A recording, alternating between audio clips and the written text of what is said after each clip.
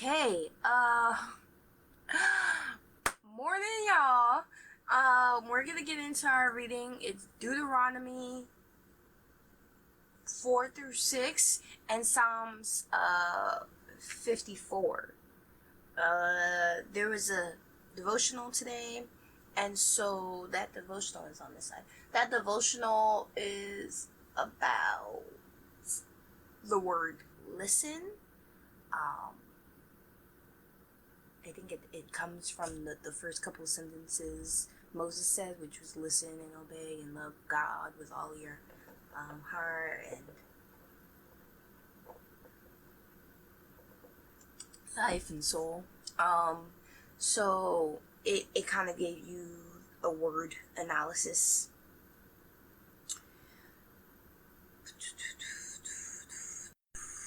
Hearing and listening are hearing and listening the same thing. In this video, discover how sound entering your eardrums isn't synonymous with listening. At least from a biblical perspective, this video is the first one in our word study series, a 6-part exploration of the ancient biblical prayer called the Shema. So, yeah, go check it out. Do the whole exploration. And then I guess for each day, next 5 days, I'll be putting up a new word for the word study series as part of the devotional. I'm assuming, who knows?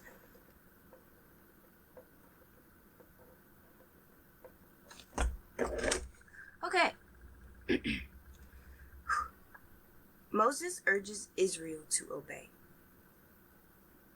And now, Israel, listen carefully to these decrees and regulations that I am about to teach you.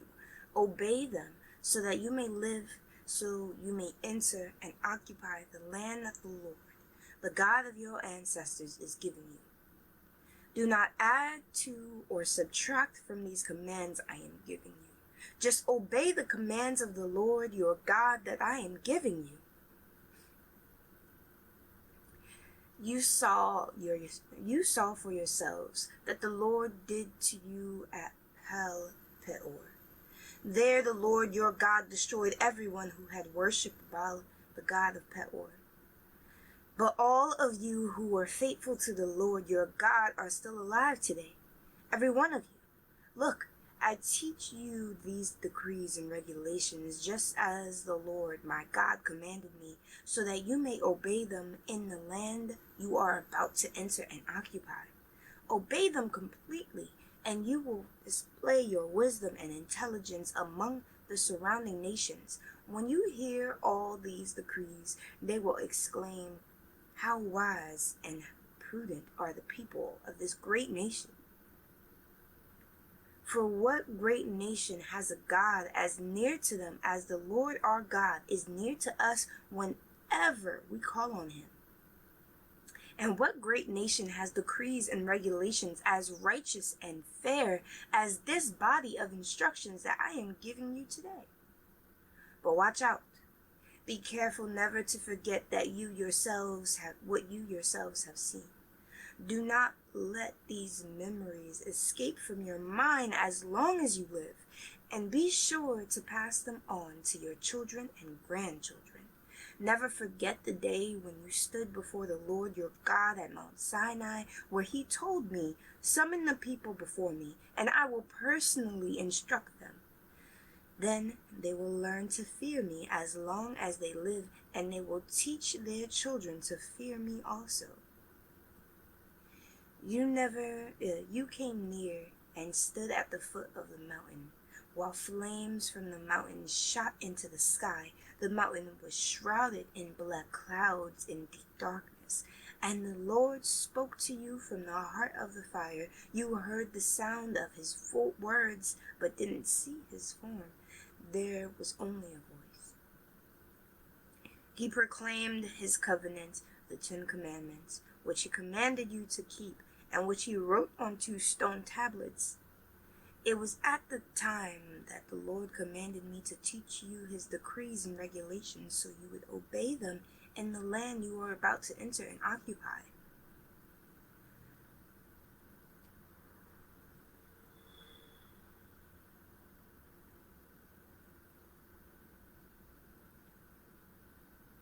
A warning against idolatry.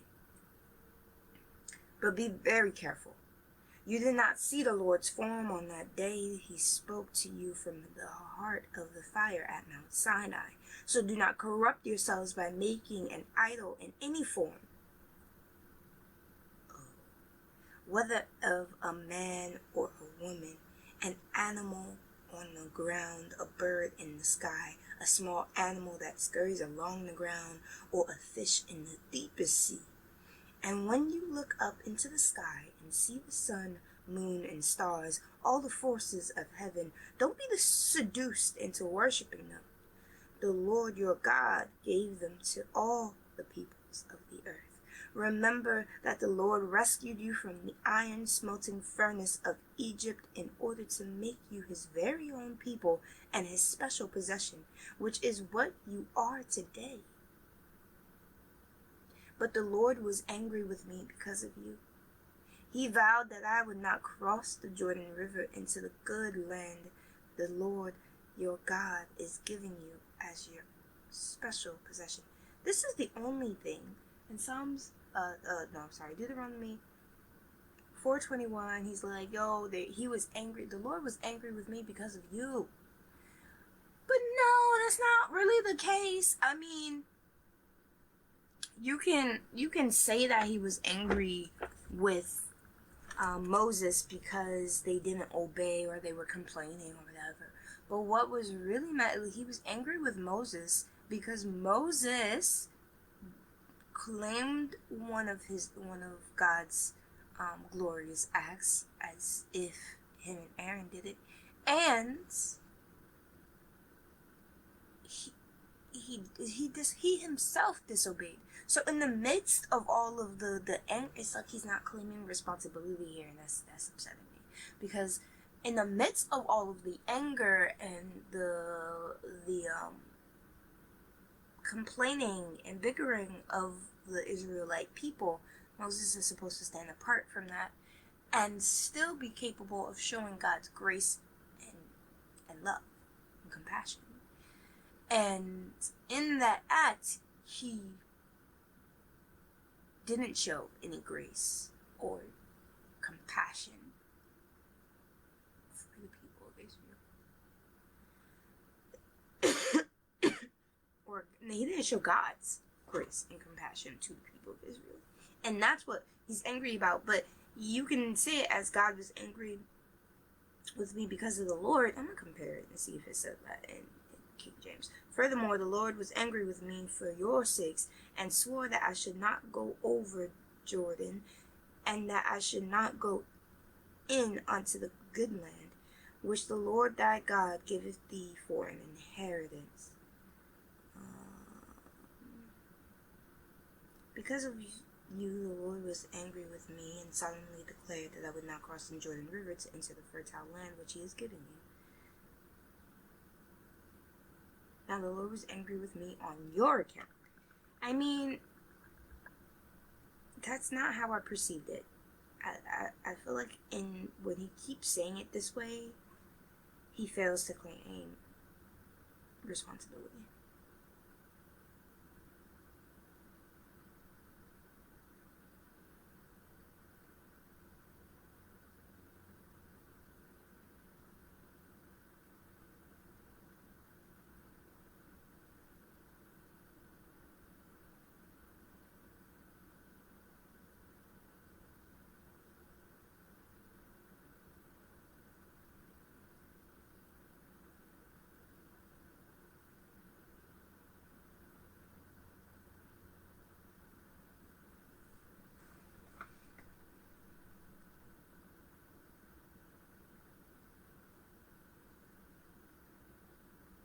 This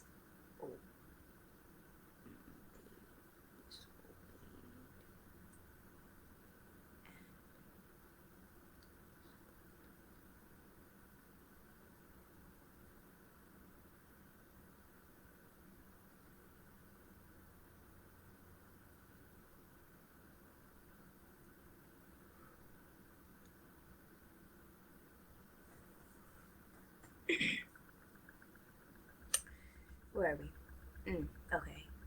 Deuteronomy 4:22. When you cross the Jordan to occupy the land, you will cross the Jordan to occupy the land, but I will not. Instead, I will die here on the east side of the river.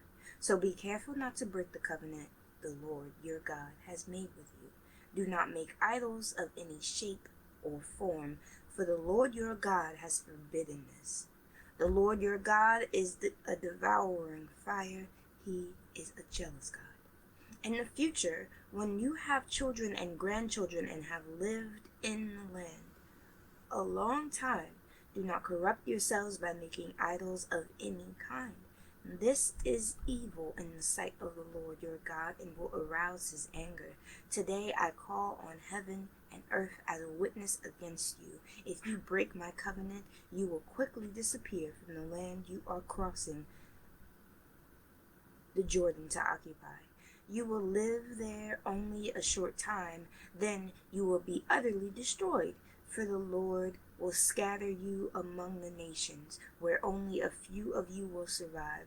There, in a foreign land, you will worship idols made from wood and stone, gods that neither see nor hear nor eat nor smell. But from there you will search again for the Lord your God, and if you search for him with all your heart and soul, you will find him. In the distant future, when you are suffering all these things, you will finally return to the Lord your God and listen to what he tells you, for the Lord your God is a merciful God. He will not abandon you or destroy you or forget the solemn covenant he made with your ancestors.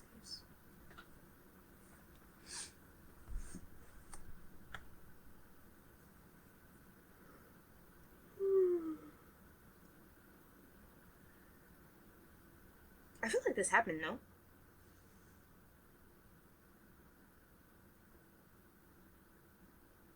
For the Lord will scatter you among the nations, where only few of you will survive, right? And then, there in the foreign land, you'll worship idols and blah, blah, blah, right? Sorry, wait, no, what was it? Oh, no. He will scatter you, and you're only living in the promised land for a short period of time. Then you will be utterly destroyed.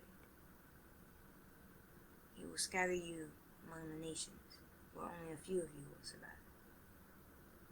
And this is like a generational, like, them being scattered, destroyed, scattered in a foreign land. That all happened.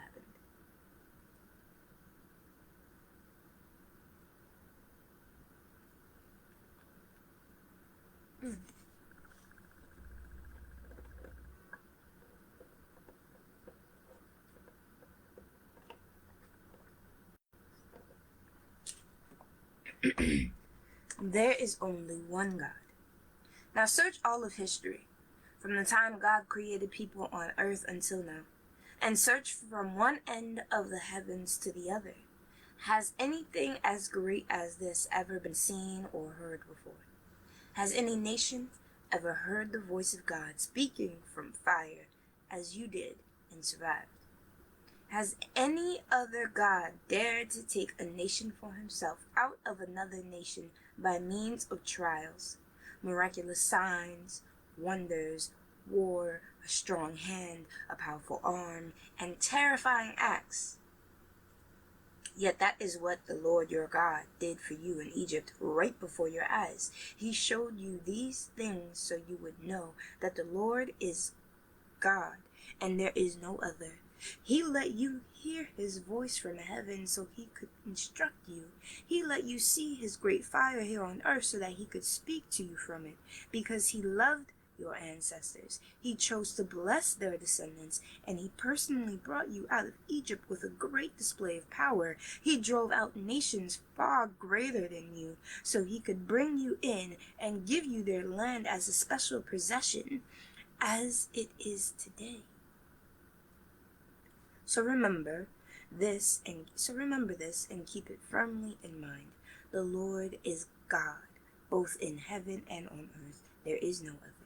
If you obey all the decrees and commands I am giving you today, all will be with you and your children. I am giving you these instructions so that you will enjoy a long life in the land the Lord your God is giving you for all time.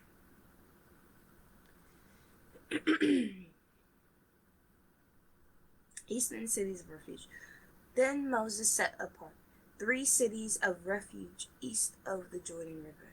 Anyone who killed another person unintentionally, without previous hostility, could flee there to live in safety. These were the cities: Bezar on the wilderness plateau of the tribe of Reuben, Ramath in Galilee for the tribe of Gad, Golan in Bashan for the tribe of Manasseh. Introduction to Moses' second address. This is the body of instruction that Moses presented to the Israelites. These are the laws, decrees, and regulations that Moses gave to the people of Israel when they left Egypt, and as they camped in the valley near Beth Peor, east of the Jordan River. This land was formerly occupied by the Amorites under King Shion, who ruled from Heshbon, but Moses and the Israelites destroyed him and his people when they came up from Egypt. Israel took possession of his land and that of King Og of Bashan, the 2 Amorite kings east of the Jordan.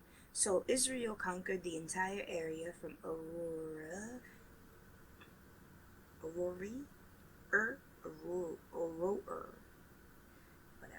at the edge of Arnon George, all the way to Mount Chiron, also called Mount Hermon. They conquered the east bank of the Jordan River as far as the Dead Sea, below the slopes of Pisgah.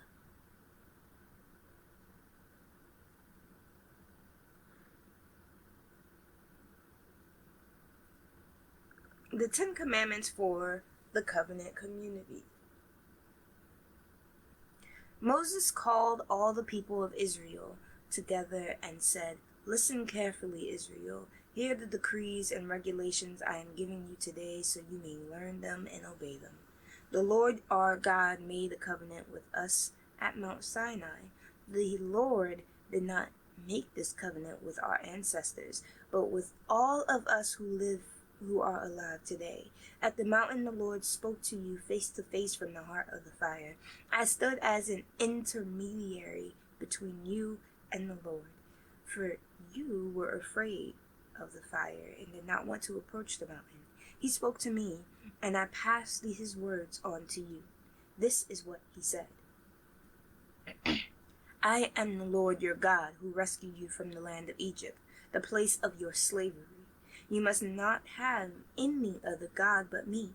You must not make for yourselves an idol of any kind, or an image of anything in the heavens, or in the earth, or in the sea. You must not bow down to them or worship them, for I, the Lord your God, am a jealous God, who will not tolerate your affection for any other gods. I lay the sins of the parents upon their children. The entire family is affected, even children in the 3rd and 4th generations of those who reject me. I lavish unfailing love for 1,000 generations on those who love me and obey my commands. You must not misuse the name of the Lord your God. The Lord will not let you go unpunished if you misuse his name. Observe the Sabbath day by keeping it holy, as the Lord your God has commanded you. You have 6 days each week for your ordinary work, but the 7th day is a Sabbath day of rest dedicated to the Lord your God. On that day, no one in your household may do any work, and this includes you, your sons and daughters, your male and female servants, your oxen and donkeys and other livestock, and any foreigners living among you. All your male and female servants must rest as you do. Remember that you were once slaves in Egypt, but the Lord your God brought you out with his strong hand and powerful arm. That is why the Lord your God has commanded you to rest on the Sabbath day.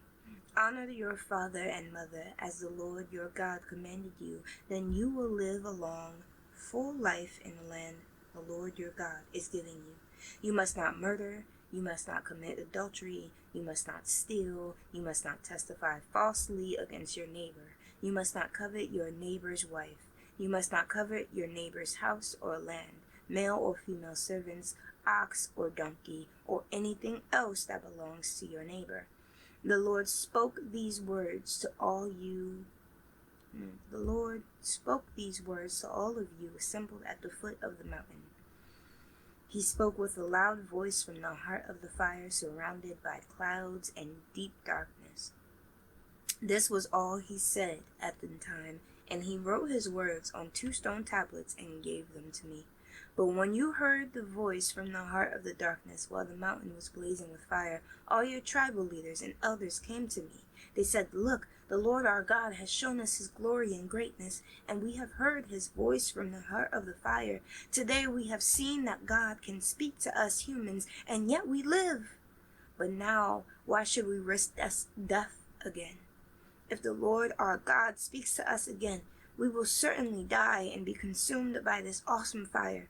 Can any living thing hear the voice of the living God from the heart of the fire as we did and yet survive?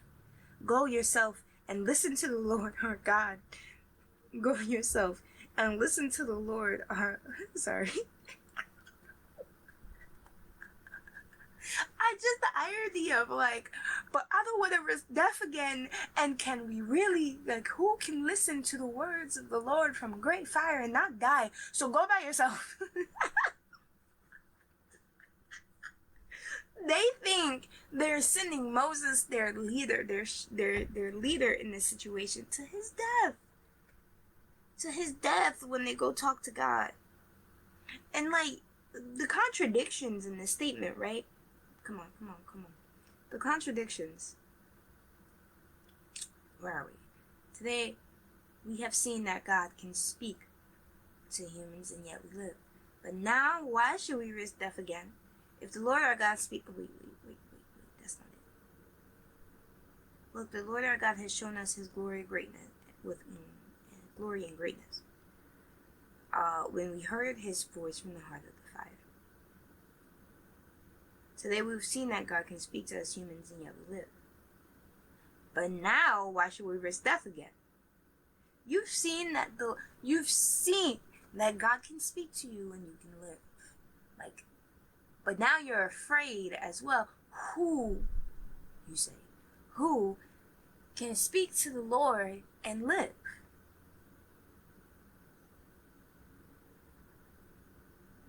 Right? Because you're but now, why should we risk death again?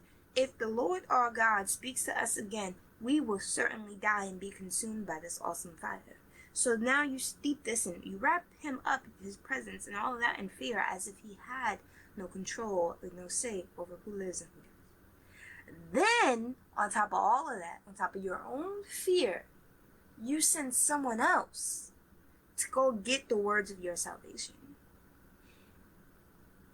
Go yourself and listen to what the Lord our God says. Then come and tell us everything he tells you, and we will listen and obey. Such faith, people.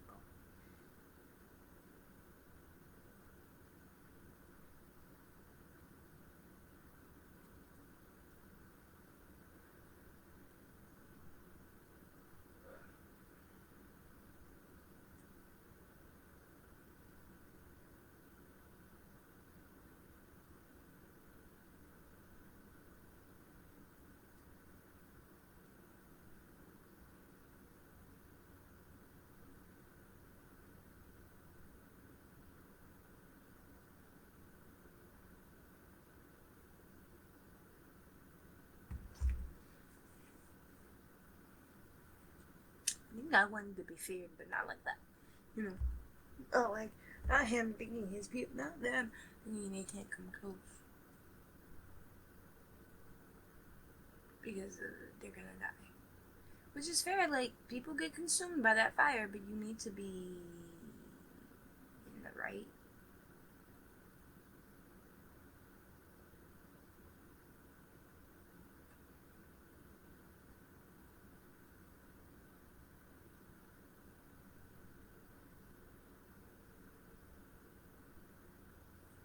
Oh, these people are trip. These people are trip. They think Moses is about to go up there and die. Ooh, that's not what I wanted to do. They think Moses is about to go up there and die. Yet they're like, yeah, no, go ahead. Go, listen, tell us everything he tells you. We're gonna obey you, we promise. The Lord heard the request you made to me, and he said, I have heard what the people said to you, and they are right. Oh, oh, oh, that they would always have hearts like this, that they might fear me and obey all my commands.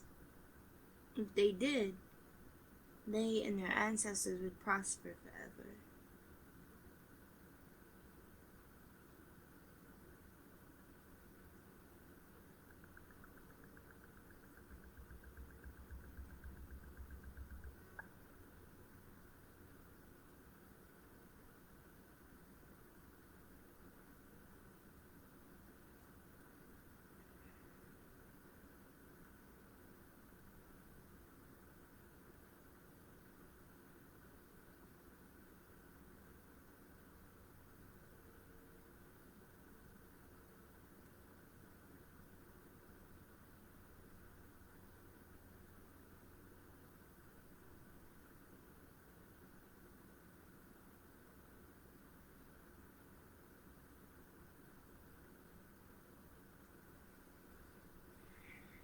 Okay.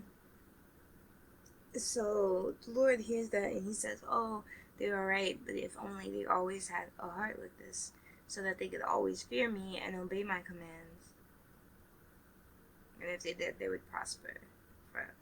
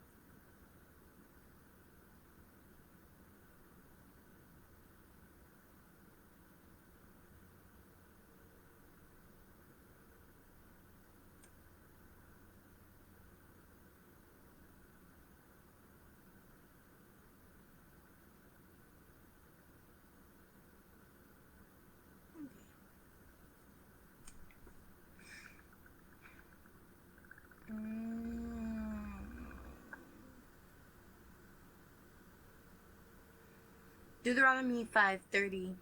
Go and tell them, return to your tents, but you stay here with me so I can give you all my decrees, commands, and regulations. You must teach them to the people so they can obey them in the land I am giving them as their possession. So Moses told the people, you must be careful to obey all the commands of the Lord your God, following his instructions in every detail. Stay on the path that the Lord your God has commanded you to follow. Then you will live long and prosperous lives in the land you are about to enter and occupy. A call for wholehearted commitment. These are the commands, decrees, and regulations that the Lord your God commanded me to teach you. You must obey them.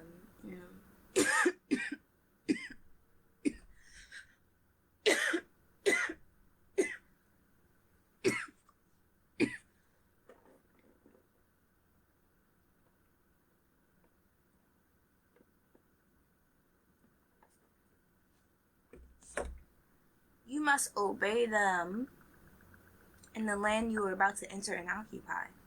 And you and your children and your grandchildren must fear the Lord your God as long as you live. If you obey all the decrees and commands, you will enjoy a long life. Listen closely, Israel, and be careful to obey. Then all will go well with you, and you will have many children in the land flowing with milk and honey, just as the Lord, the God of your ancestors, promised you. The next couple of lines is the Shema, sorry, let me check the devotional just so I remember what it's called. The Shema, yeah.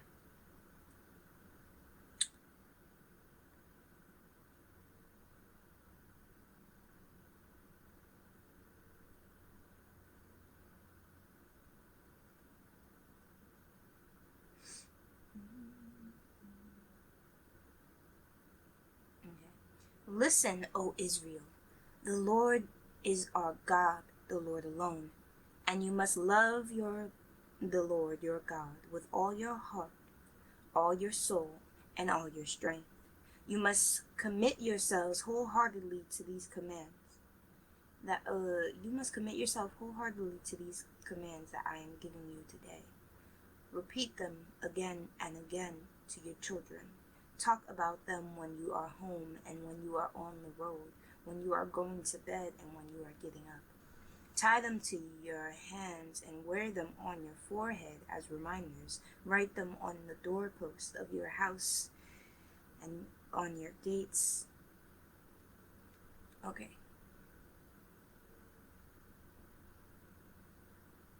So the Shema is, I think at least the start of it right here, 4 and 5. Listen, O Israel, the Lord your God.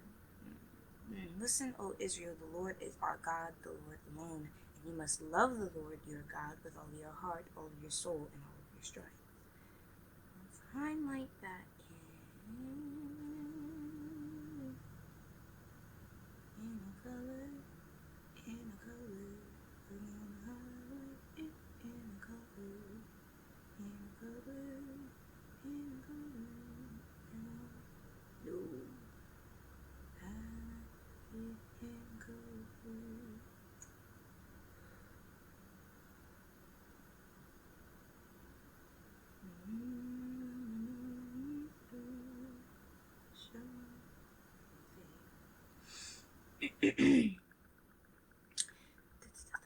Commit it to your heart, tell it over, repeat it over and over, teach it to your children, teach it to everyone coming up, talk about it wherever you're going, whatever you're doing, whatever you're participating in. Tie them to your hands and wear them on your heads as foreheads as reminders. Write them on your doorposts of your homes and on your gates. Right?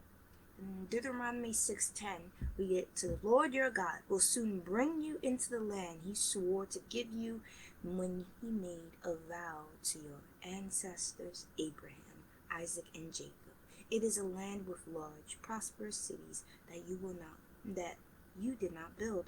The houses will be richly stocked with goods you did not produce. You will draw water from cisterns you did not dig, and you will eat from vineyards and olive trees you did not plant. When you have eaten your fill in this land, be careful not to forget the Lord, who rescued you from slavery in the land of Egypt. You must fear the Lord your God and serve him. When you take an oath, you must use only his name. You must not worship any of the gods of neighboring nations, for the Lord your God, who lives among you, is a jealous God. His anger will flare up against you, and he will wipe you from the face of the earth. You must not test the Lord your God as you did when you complained at Masha.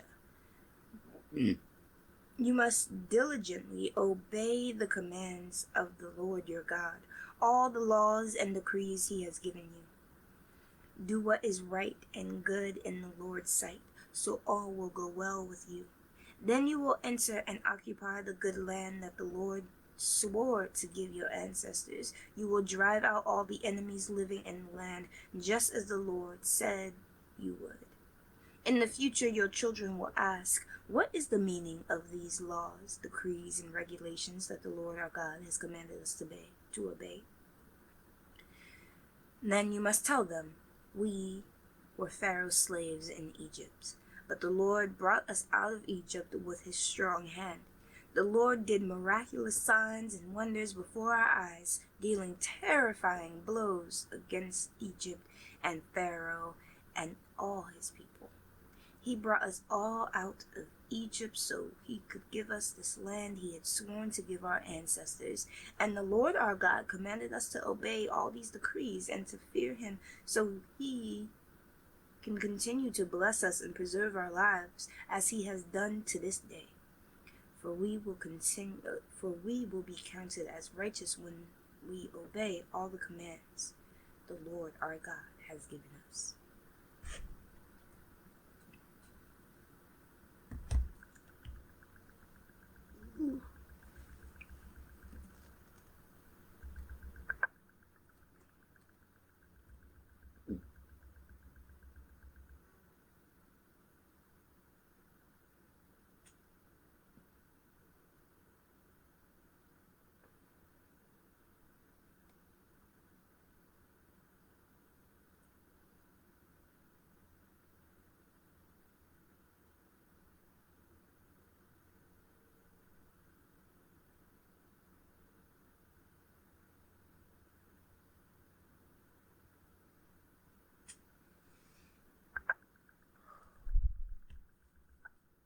Psalms 54.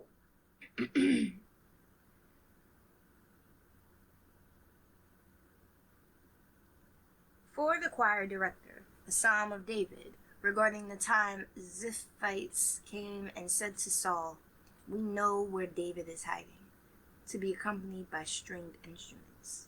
Come with great power, O God, and rescue me. Defend me with your might. Listen to my prayer, O God. Pay attention to my plea. For strangers are attacking me. Violent people are trying to kill me. They care nothing for God.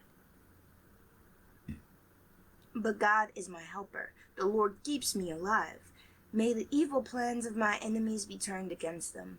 Do as you promised and put an end to them. I will sacrifice a voluntary offering to you. I will praise your name, O Lord, for it is good. For you have rescued me from my troubles and helped me to triumph over my enemies.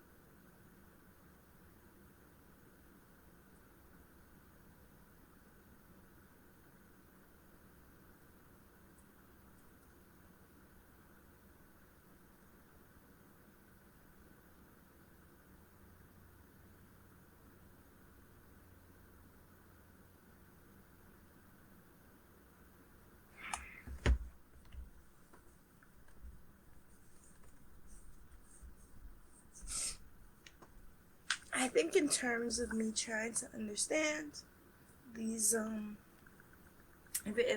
it just feels like a summary. But one of the things I question, right, is like, how does God break down fear?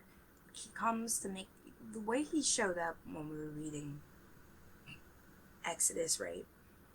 The way he shows up at Mount Sinai with earthquake, lightning, flames, thunderous voices, it was the showy blast. The way he shows up, having after wiped away Pharaoh and all of his king's guard, you know, after all of the miraculous signs and wonders, splitting the Red Sea, all the plagues, he accepts the fear. He wants the fear, almost the fear of the people, because in the fear he's like, yes, if only they keep this heart posture, then they'll obey me. If they keep this heart posture of fear, they'll obey me, and then it'll be good for them and their generations, their descendants.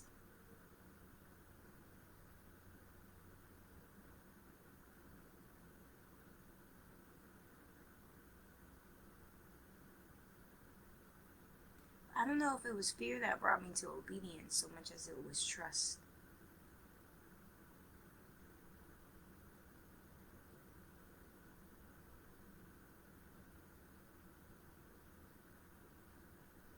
And if I'm being quite honest, I don't think there was ever a time that I was like afraid of God.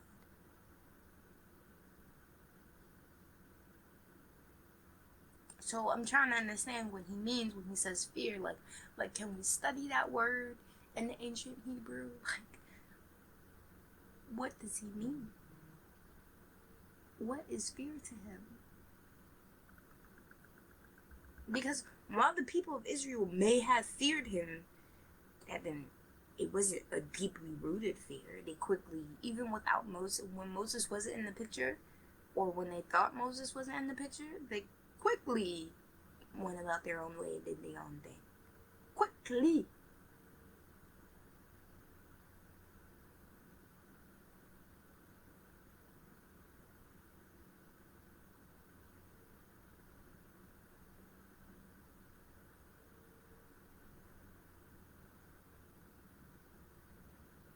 But he asks for fear, not trust. He asks for fear, not faith.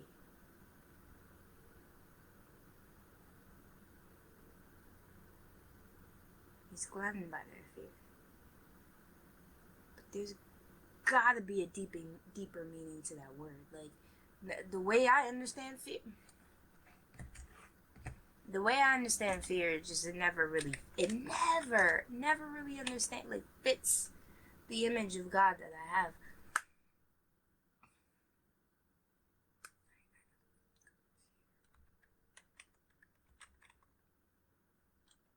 An unpleasant emotion caused by the belief that someone or something is dangerous, likely to cause pain or threat. Fear. Be afraid of someone or something as likely to be dangerous, painful, or threatening.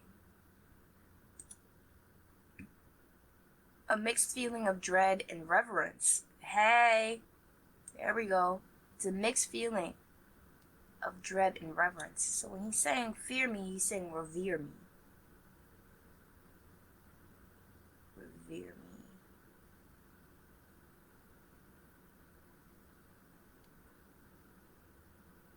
me. Used to express great regret or apology, avoid, or put off doing something because one is afraid.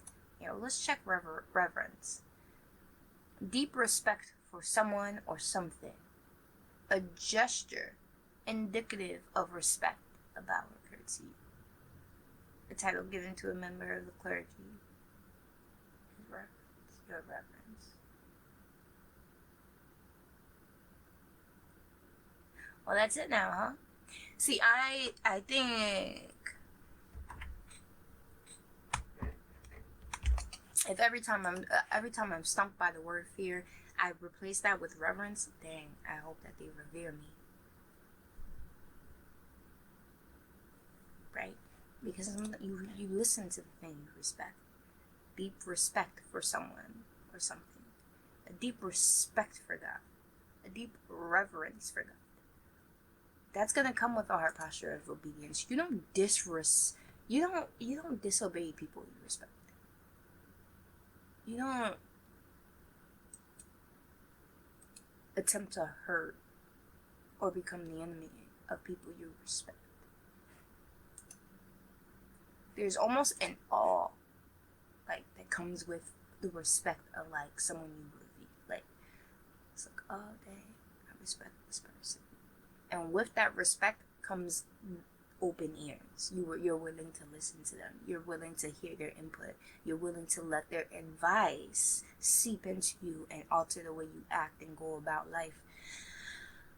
Every time I get stumped by the word fear, I'm going to replace it with reverence, because that's more in line with the idea, the demand of God. Fear or reverence, deep respect, a deep admiration, worship, even, that's one of the similar words. Worship, veneration, awe, yeah, there you go. Homage, adoration, deference, honor, praise, liking, affection, love. What the heck is that word? Dulia? Dulaya.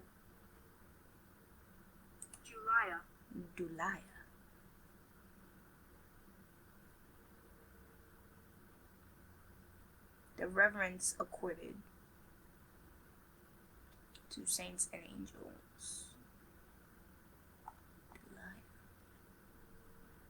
Dude, I like words. This can happen another time, though. Thank you all for coming. Have a good day. And I will see y'all tomorrow for 55. Day of 55. Yeah, that is all. Bye.